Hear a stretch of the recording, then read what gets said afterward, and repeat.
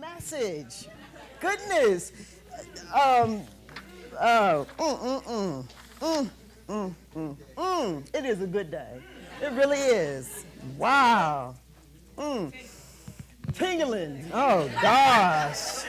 Oh, gosh. Okay, we've been talking about oneness all year long. Our theme for the month, Prove Me Right. And principles, spiritual principles. I like to start with spiritual principles. A few spiritual principles. This that I'm reading from comes from the founder of Science of Mind, Ernest Holmes. He wrote a piece when asked one time, what do you all believe? And he said, these are things that we believe. So, spiritual principle number 1, simply we believe in God, the living spirit, almighty one, indestructible, absolute, and self-existent cause. We believe this one manifests itself in and through all creation. We believe that God and I are one. God in me, as me, is me. That's what we believe. So, I thought it might be a good time to check in with the congregation today. I'm calling today not a Q&A, but a Q and conversation.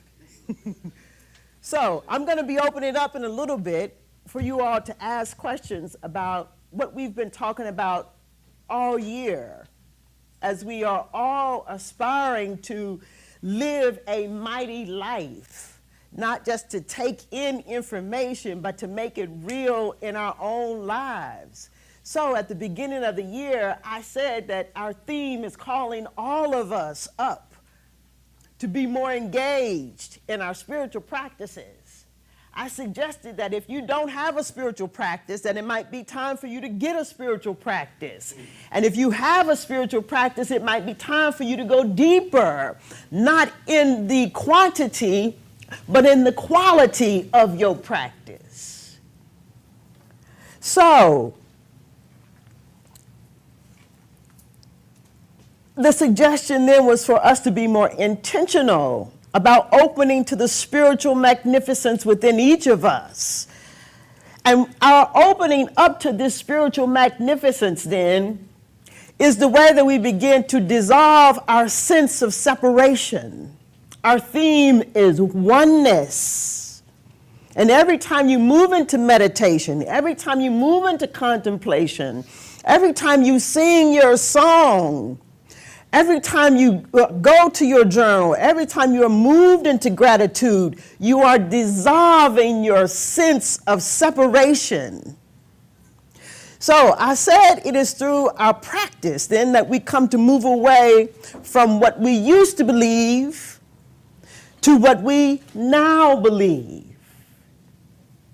We come to a greater understanding of what it is that we believe. So we used to believe God and now we are talking about God is. It's two different things. As Warren sang and as Ernest Holmes says, God in man, as man, is man. So, the question is then just where are you in your awareness? Where are you in the deepening of your practices? In the month of January, our theme was one step at a time to heaven. And we talked about 4 different things. I was going to bring a $100 bill and say, if anybody can tell me those 4 things, you can have this $100 bill. But I decided against it. I'm just going to tell you. So 4 things. We said trust. We said believe. We said you got to receive. And then you got to choose. So where are you in trusting? Where are you in trusting that God is? That God is what God is, that the thing itself is what it is, and that you are what it is. Where are you with that? Are there any questions? What is blocking you from owning your oneness? And what about believing? Do you know what you believe? Are you aware or have some level of awareness of what you used to believe and what you are coming to believe? And what the subtle differences or the big differences are in your believing? What's there for you that you need some more clarity around? What is the difference between God is and God and? Maybe you have questions about that. I don't know. But where are you in believing? Are you still believing in things that no longer serve you? Are you even aware that you are believing in things that are no longer serving you?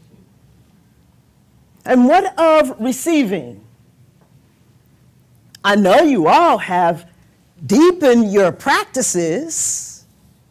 So what new insight? What new revelation?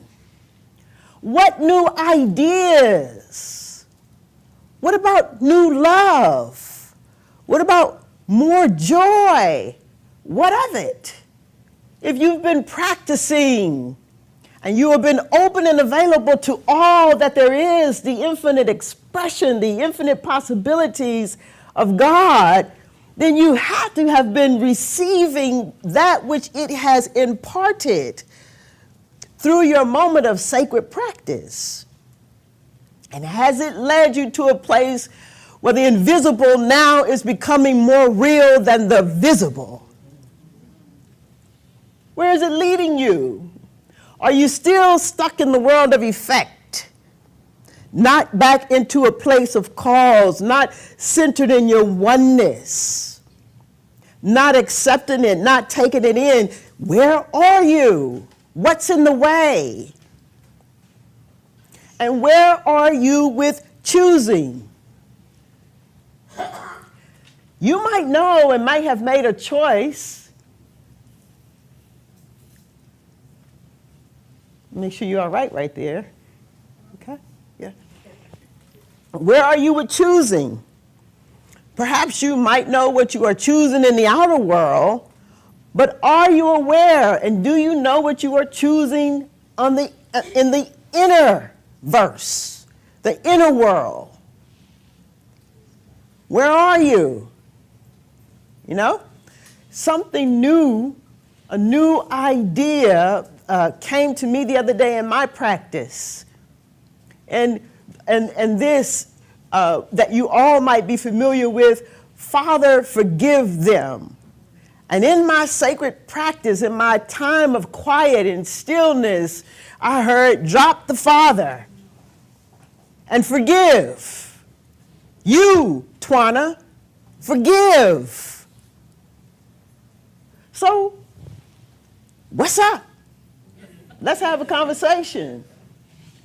What questions do you have? Where are you in your practices? I want to know. This is not just for informational purposes that we do this. It is to cultivate. Yes. The whole thing that I've been working on, and my practitioner knows, is forgiveness. Mm-hmm. And it was a thing that I knew that I couldn't completely forgive. I've been working on it and working on it, and it was one area that I just couldn't forgive. And this oneness has helped me to come to that realization that there is no separation. Yeah. So I can't alleviate that one person. You know, as most of you know, my son was murdered in 2019, and that hurt was so deep. Yeah. I didn't think that I could ever forgive anybody for doing that. But I've come to some realizations through my practice and through working at it and with help of others, that if we are one, there is no separation. Mm-hmm. So I'm not separated from that murderer either. Yeah. And I'm not separating from forgiving him. I have not completely got there yet because there's too much anger. Yeah. But I'm working on it, yeah. and I'm closer to it than I was this time last year. Yeah. So that's where I am in my Yes. practice. Yes. Well, that's wonderful. Yes, that's wonderful. And I just want to say this, that forgiveness is a process. It's never a one and done. It's something that we carry with us and make the choice to be engaged in forgiveness or not. Yesterday at the Coffee with the Rev, someone asked me, if you only had if someone wants to raise their vibrational energy, this is kind of the last question, what would you say? I said, forgive. If you want to raise your vibrational energy, you've got to be engaged in the practice of forgiveness. And it's not easy. It's not easy. The theme says, prove me right. Okay, well, what can you prove? Metaphysicians? Can you forgive? Prove me right. And maybe there's more behind that. Not only can you forgive, but can you love? I don't know. But thank you, Irma, for sharing that as it opens us all up to journey together. So thank you. Who else? Yes, Sandy. You know, we're all on this journey, so we're all learning and continuing to learn. And recently, what I learned is I have to ask for someone to forgive me. And I may not understand what it is I'm asking. I may not understand what I'm asking forgiveness for. But someone once told me that if you want to heal a relationship, just say, forgive me, I apologize, I love you. Forgive me, I apologize, I love you. So it's not just forgiving others, it's asking others to forgive you. And getting out the way of that. Yeah. Getting out, letting your ego go. Yeah, for sure. We all have work to do. They say, who shall ever throw the first stone or something like that? Yeah, we all must be willing to engage in that way. It's no small thing. It's a way of living. You say you're spiritual? Prove it. You say you can demonstrate and manifest? Prove it. Stop talking about it. Prove it. Janet? I hear people say, well, I can forgive, but I can never forget. Could you speak to that, about the importance of forgiving and forgetting? Well, you know, Or is that, is there even a thing? Yeah. Well, let me just say this. You know, you really do have to have a spiritual practice.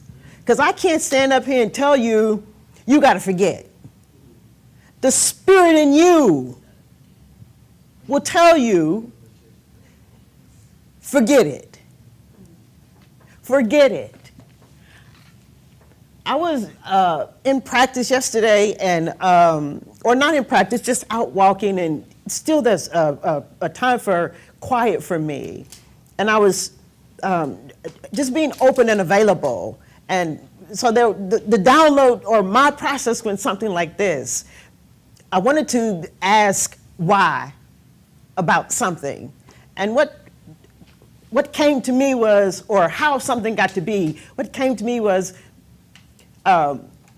seek not your own understanding. But behind that was, quit asking questions. Quit asking questions about that. Seek not is also asking questions. So you got to be in touch with your own spiritual essence. You can sit with a practitioner and we can lead you, lead us into a greater opening and availability to the truth, to truths, to high and holy ideas. But it's difficult to say, forgive and forget. I don't know when that's right for you, but your spirit knows. My spirit knows. And that's what I want to encourage everybody to do today. You've got to do the work. You do. That's the cultivating.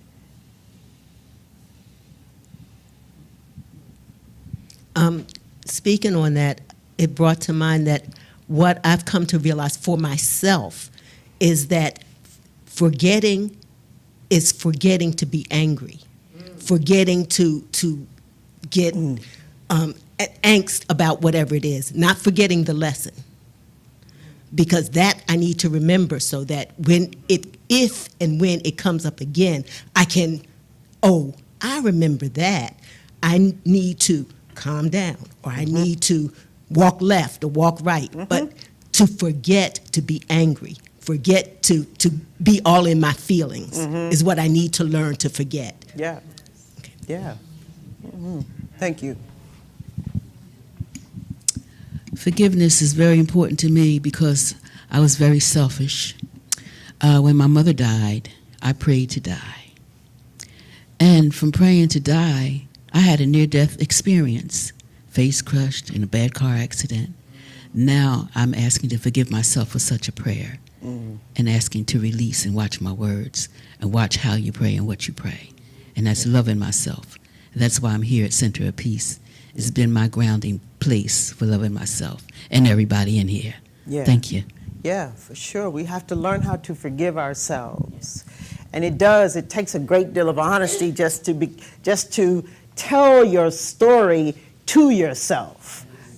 What I was praying for was not serving me. That's hard. What I said, I didn't mean to say. What I did, I didn't mean to do that. It's not easy. My name is Callista. One of the things when I first came to the Center of Peace was I was asking myself a question. Why is my life so messy? I realized it was not messy so much out there as much as it was messy inside. And then I heard Reverend Sheila say that you are whole, perfect, and complete, which I thought she was completely out of her mind because I knew the messiness. I realized if I go within, I'm going to realize that I've been judging myself. Well, I need to be aware of what I was judging because I was listening to those outside tell me this is who you are. The Center of Peace allowed me to accept who I am and the truth of who I am, which allows me to speak out and tell others. It's not easy, but going through meditation, prayer, has allowed me to spend that quiet time where that little voice that's so powerful continues to speak to me and say, you got something to say, my child. So my response to Reverend Twana is that the Center of Peace has allowed me to know where the tools are that help me to go within and know that I am perfect, whole, and complete by way of my soul, not always by way of my humanness. Yeah. Thank you. Anybody else? A question? Zuma.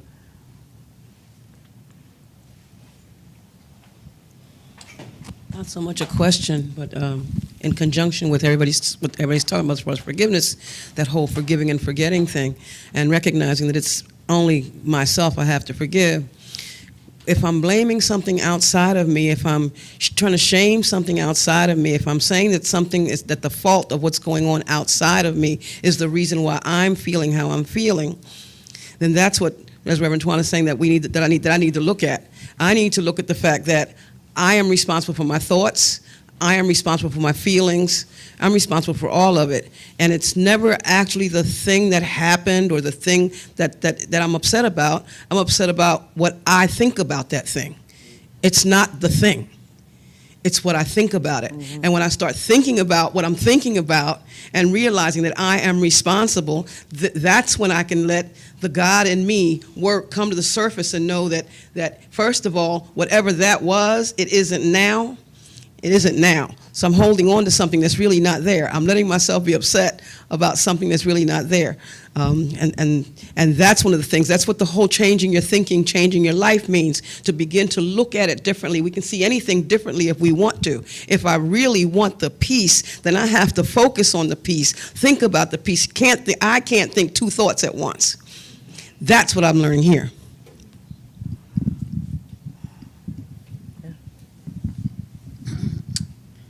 Good afternoon. As I sit here and listen to everyone, a lot of things go through my mind. I've been coming to the centerpiece for many, many years, and I've changed a great deal. But forgiveness is very important, but it's an integral part of your whole pattern of life. It intersects with a lot of your actions and your thoughts. It goes deep. Within this last year, I took a class, and it really caused me to go deep within, to become vulnerable and realize certain things. And I can't, for me, emphasize enough the importance of being in community, of taking classes. I could not do it by myself. I've been coming to the centerpiece for over 20 years, close to, no, something like that, I don't know. But, and I've taken many classes, and I've taken some over again.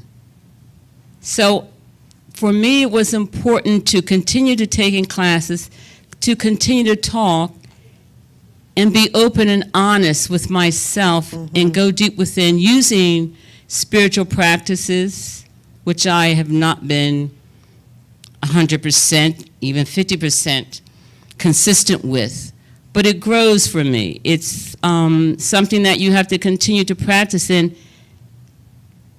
it has been a truly revealing exercise for me.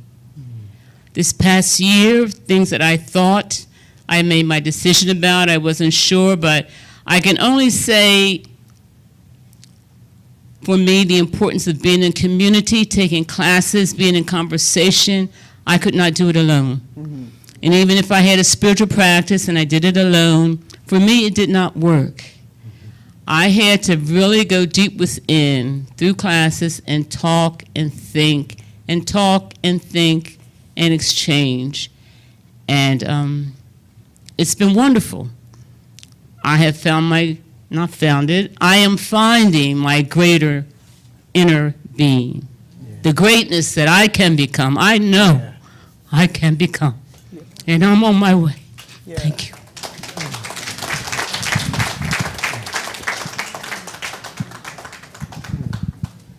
Hi, everyone. This is my first time here, and I am delighted.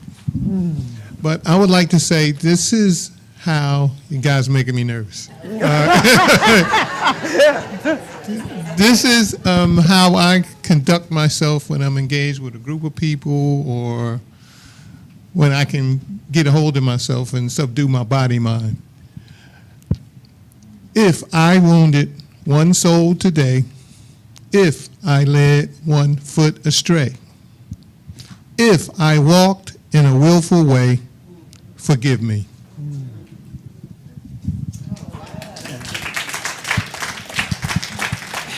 That's Ted, y'all. I met Ted yesterday. Welcome.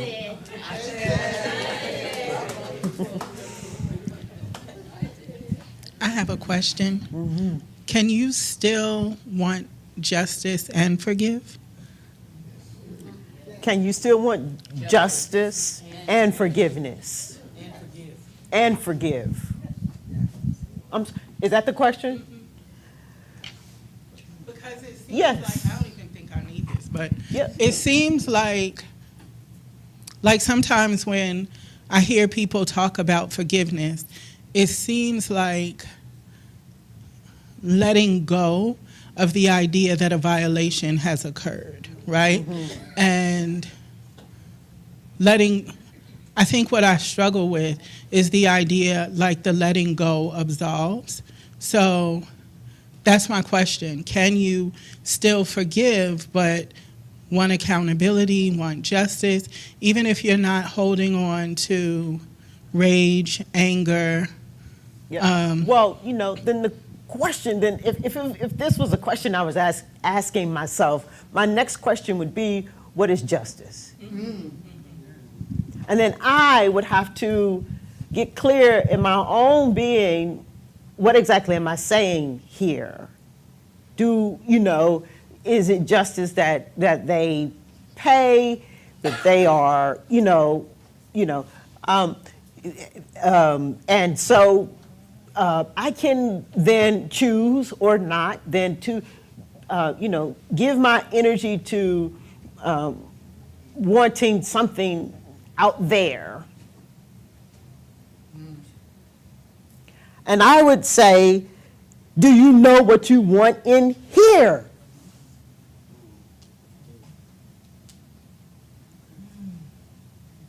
Because whatever you're wanting out there, you already got it in here. And we can't, I say this often, we can't manipulate the law. We can't manage it and we can't manipulate it. The law is the law.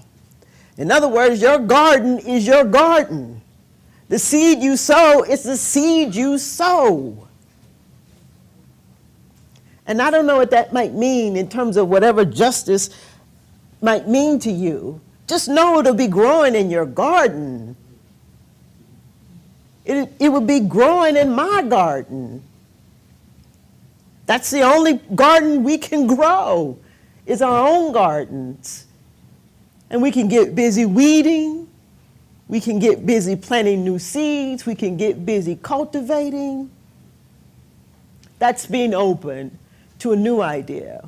Maybe this is your idea of justice, and maybe through the cultivating, the weeding, you have another idea of justice. Just don't give up on it. Keep asking, keep asking, keep asking. Not until the situation has changed, but until you have changed. It's mighty work. It's why you have to have a practice daily. The prayer said, give us our daily bread. The bread of yesterday, the manna of yesterday, the words of yesterday, the truth of yesterday. It's not enough for today.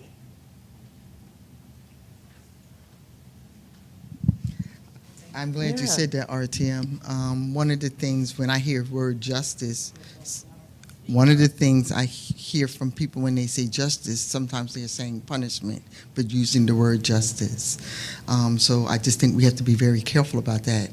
I don't know if it's a blessing or a curse, but I've been born with a very sensitive stomach. So anything that I hold, my stomach tells me to release because it'll take me through it. All right, we got time for maybe, Al, for one last question or comment. So I'm listening to everybody, and these are great questions, a great conversation, and I just go back to source with all of this. And if I'm an extension, and I'm only going to speak on my behalf, if I am an extension of God's love, then that's what I am. When I find the opportunity to deviate from that love, I'm at a disease. So what I need to do is push the reset button of forgiveness and return to love. For me, that's what forgiveness does. It helps me to return to my true state. I can be mad at somebody because I had an expectation of somebody, but an expectation is nothing but an illusion. Because it only exists here. It ain't out here or anywhere. I can't touch that expectation. I can't touch the illusion. So once I forgive myself for having the expectation that somebody else obviously could not meet, then that's when I realized I need to hit the reset button and return to love. I don't know. It's simple to me. I'm a simple man. I think of simple ways. If I may, I have a poem came to me a few days ago that is so perfect for right now. May I? Sure. Okay. It's called Love All the Way Around. And I would ask you all to just not stop staring at me, please. Turn around, close your eyes, and imagine with me as I read this poem. It's called Love All the Way Around. Can you imagine at all a world where love is the first call? The default setting for us all. Walls crumble and fall. Peace, like a windfall, brings a planetary overhaul. Freedom reigns from wall to wall. There is no lack, enough for all, when love is the first call. 'Cause love's the foundation to raise up creation unto a new station. Let's pour a libation for this generation's true liberation, where love is trending, consciousness ascending, separation ending, ignorance descending, hands extending, respect unpretending, hearts mending, love unbending.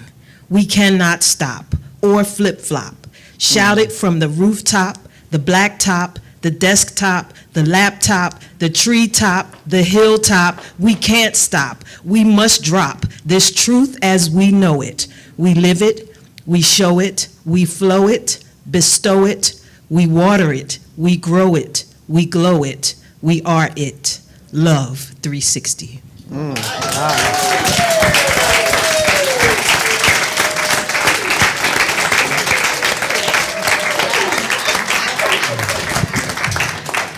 All right, this is our last one. So, practitioner Tanya Skeef is watching from home and asked that I read this for her. Forgive and forget are very closely associated. The act of forgiving is necessary to release any feelings that one may be harboring that do not serve you. It's not about another person, it's about you, and needed to experience inner peace. It's about you and needed to experience inner peace. When I think about forgetting, it's a part of the process in forgiving. I'll remember the experience. However, when I have a memory of that thing, it no longer pains me. That's when I know I have truly forgiven. Tanya Skeef. Yes.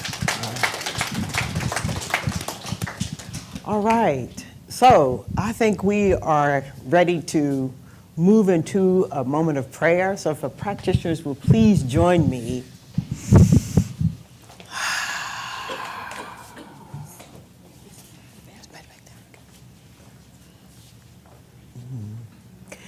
Let us take this moment then simply to go within, to bring our full awareness into a great recognition that there is only one. There is only one life. There is only one life. There is only one mind. There is only one mind. Anything other than it is an illusion. Let us come to know that we are forever one in it as its infinite expression of love and light and truth and beauty. And as we abide in it, it abides in us. So I declare and decree for myself as I do the same for you. I know the truth for me as I know this very truth for you. That wherever you are, God is. that whatever the demand upon your life, the command is greater. God is. I affirm for you, as I affirm and know for myself, that all of my needs are met. Everything that is known lives inside of me. And as I become open and available to it, it becomes open and available to me. This is true for me, and this is true for you. I affirm and I know that individually and collectively, each of us, we go deeper, dissolving our sense of separation and affirming our oneness with the mighty, mighty power and presence of God Almighty. The presence is here. The power is here. The spirit of love is here. It's in me and it's in you. Thank God I know it. Thank God I know it. Thank God I trust it. Thank God I believe it. Thank God I'm open to receive it in its varied expressions, in its nuances. Thank God that you are available and open to experiencing it and expressing it. And thank God I know now that I'm at choice. I'm choosing God today. I'm choosing love today. Love all the way around. I'm staying in permanent peace today. I'm grateful and joyful to be able to speak these words and to pray my prayer, to state my treatment, to state it in an affirmative way, not trying to make something happen, but knowing that it's already done. Let my eyes see it. Let me see love. Let me experience joy and peace. If it is away from me, let me know that I'm in its way. I am grateful and moved. Let us all then come together, gathering it all in, the beautiful song and meditation, the prayer and the words, the affirmations, the sharing, the message today that we all sprung forth.